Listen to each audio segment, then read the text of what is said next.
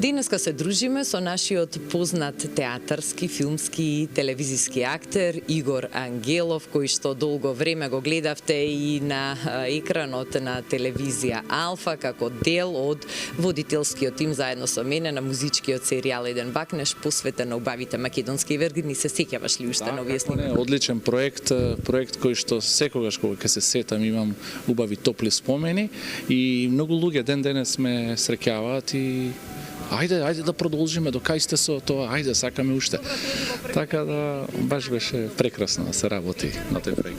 Навистина беше убаво, но поводот што денеска сме повторно заедно пред ТВ камерата е твојот најнов ангажман. Се работи за прв пат за монодрама Сите убави нешта, тоа е она што е актуелно периодов.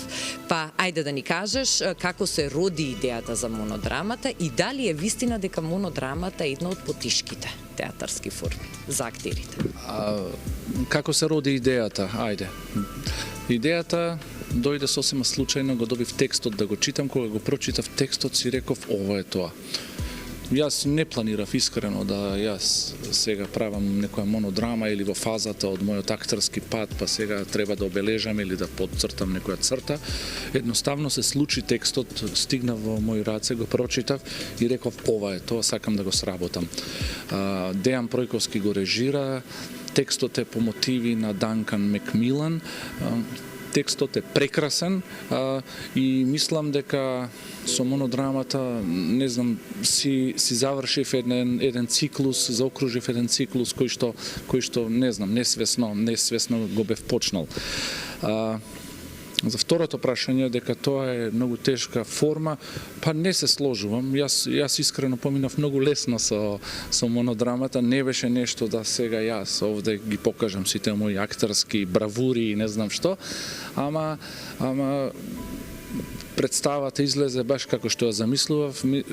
По реакцијата на публиката гледам дека сум завршил убава работа и имам чувство дека се уште не е изиграна колку што треба. Така да сега си го почнува патот, представата и мислам дека уште многу долго ќе ја играм представата, затоа што представата допира до многу генерации. Може да ја гледат деца од 15 години, па натаму.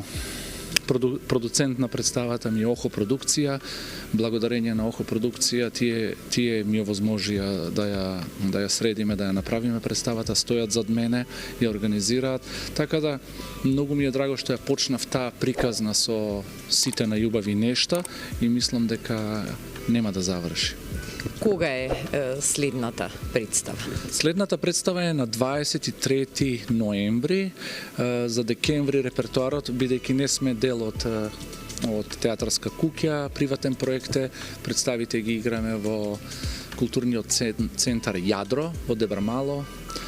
Карти има на МК Тикет, но повеќе сакам да зборам за тоа што е внатре во представата. Представата зборува за менталното здравје, представата зборува за тоа дека сите треба да разговараме за работи, особено за работи за кои што не сакаме да зборуваме, поаѓајќи од менталното здравје, поаѓајќи од депресиите, анксиозностите, кои што не ни се така далечни, не само на возрастните, туку и на децата, од адолесценти до пензионери.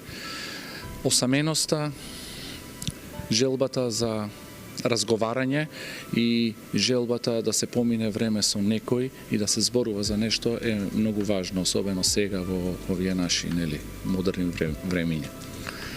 Одлична идеја и верувам убави поенти ќе извлече секој што ќе дојде да ја погледне монодрамата Сите убави нешта, затоа што животот на вистина е полн со убави нешта, само треба да умееме да ги препознаеме, но и да се потрудиме и да се бориме за нив. Игор, ти благодарам за одвоеното време и ти посакувам многу успешни изведби на монодрамата, а за некој следен нов проект секако ќе позборуваме повторно. Фала ви многу. Имајте убав ден.